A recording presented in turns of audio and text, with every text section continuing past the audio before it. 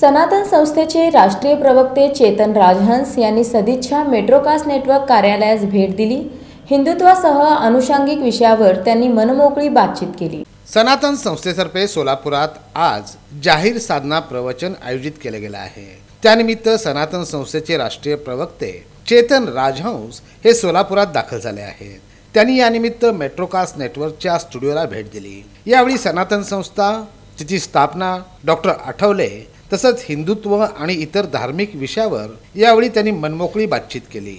तर तुम्ही सनातनची वेबसाईट वाचून सनातनचे अध्यात्मविषयक हे वाचू शकता आणि तिथे दर आठवड्याला मराठी, हिंदी, इंग्रजी, कन्नड या 4 भाषांमध्ये वेबिनार्स चालतात। ज्याच्यात तुम्ही अध्यात्मविषयक शंका निरसन हा 1 तासाचा विषय असतो दर रविवारी, शनिवारी।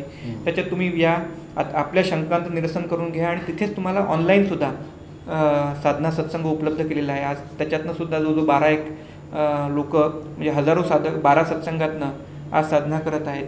केवळ भारतातली नाही तर ऑनलाईनच्या माध्यमातून आज जगभरातनं आपल्याला या प्रवाहात शिकता येतं, अध्यात्म शिकता येतं। तर ती व्यवस्थासुद्धा आम्ही केलेली आहे। तर थोडक्यात मी सांगेल की तुलातनं तुम्हाला जोडलं जायचं असेल तर आमच्या प्रवचनांना, आमच्या वर्कशॉपला कुठे उपलब्ध, जिथे उपलब्ध आहे तिथे येऊ शकता। तत्पूर्वी त्यांचं स्टुडिओत आगमन होताच BR न्यूजचे संचालक तथा संपादक मनीष केत यांनी त्यांचं स्वागत केलं आणि कार्यक्रमात शुभेच्छा दिल्या।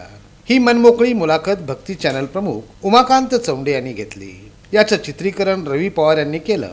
यावेळेस चेतन राजहंस यांच्या समवेत श्री हिरालाल तिवारी, दत्तात्रय पिसे, ज्ञानदीप तोरमले, गोपी वनमारे यांची प्रमुख उपस्थिती होती।